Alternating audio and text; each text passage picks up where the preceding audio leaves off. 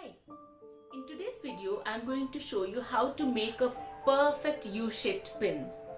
For that you need the nichrome wire and a round nose plier.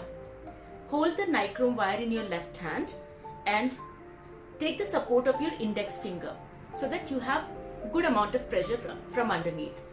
Then hold the round nose plier in such a way that the palm faces you. Then hold the tip of the wire and gently twist it towards you and make a nice parallel line of this sort. And then using your cutting plier, snip off the edge.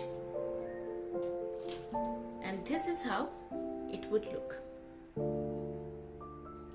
I hope you liked today's video. If you do, please like, share and subscribe to my channel. Thank you and have a wonderful day. Bye.